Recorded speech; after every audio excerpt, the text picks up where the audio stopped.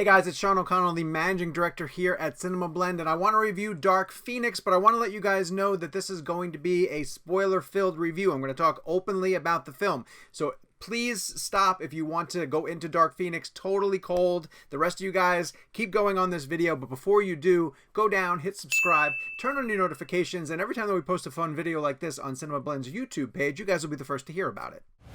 You're special, Jean. And if you stop fighting that force inside you, we will possess the very power of a god.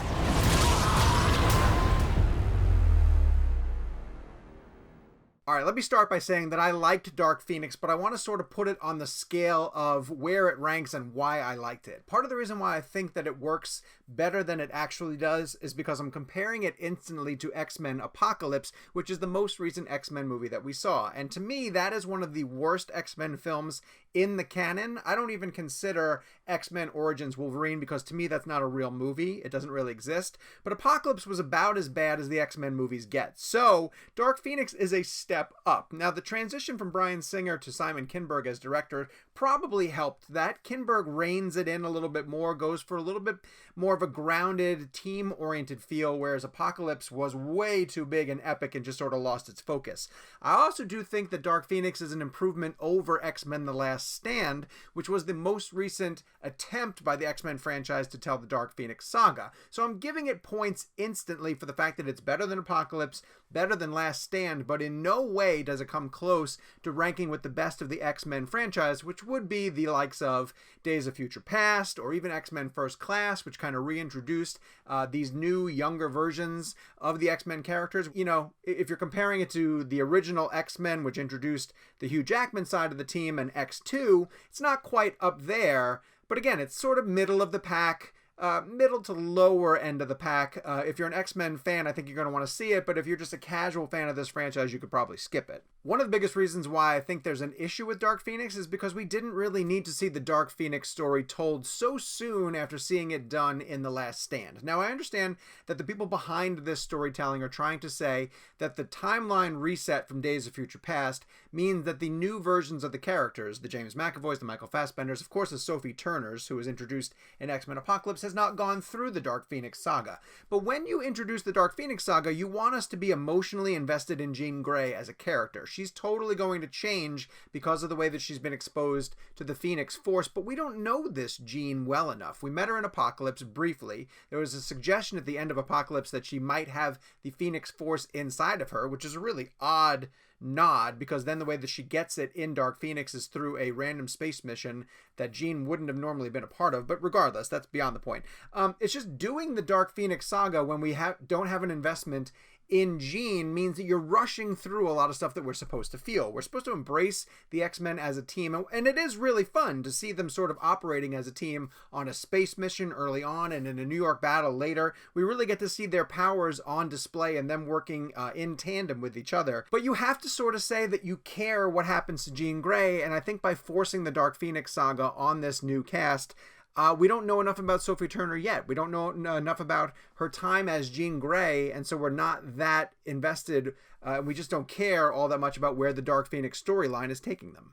However, part of the reason why I still am giving a bit of a positive grade to Dark Phoenix and why I like it over the ones that I think really failed in the franchise is because when we get to see the X-Men put their powers on display, it really is pretty thrilling. You have big sequences in this movie, whether set on a train or on a New York street, where the X-Men have to work together in trying to take down villains, and we've never sort of seen them working together as a collaborative team before on screen. Every single time we meet the X-Men in the X-Men franchise, in the Marvel comic book series franchise, they're always at odds with each other and isolated from society. But here we finally get a picture of the X-Men as celebrated superhero team that is actually not quite worshipped by humanity, but when they come back from a space mission, they're met and celebrated by everybody. On that New York street battle, when there's different villains coming because they're paired up with Magneto, or in Jessica Chastain's alien character, they have to use their powers together to take people down. And I just enjoyed seeing that. As a comic book fan,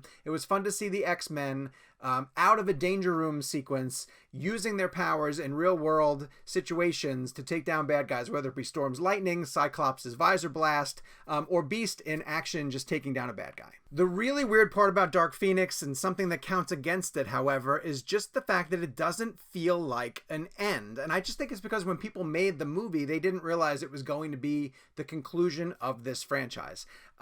The way that this movie ends, they clearly have set it up to continue telling stories in this world, and why wouldn't you? I mean, you have a great cast in Sophie Turner, in Ty Sheridan, you have McAvoy, Fassbender, obviously they get rid of Jennifer Lawrence, but there's plenty of places that you can go with this franchise. However, because of everything that's happened behind the scenes between Disney and Fox, we know that Disney's going to absorb all of the Fox Marvel superheroes that include Fantastic Four and Deadpool and the X-Men franchise, and we assume that they're going to want to reboot that property and not keep going with the actors. Even though we do know that they went back and reshot the ending to this movie at least 2 different times, because we were told by Simon Kinberg that one, he wanted to make a more grounded ending that probably didn't mirror what was already going on in Captain Marvel. And then we also have a story from Ty Sheridan where he describes a fight at the UN that was, that they did film and was going to be part of the original ending before Jean went off into space. So a lot of really exciting things that we almost saw but ended up not seeing. And I think it's because a lot of the creative decisions behind the scenes at both Disney and Fox to figure out what to do with the X-Men later,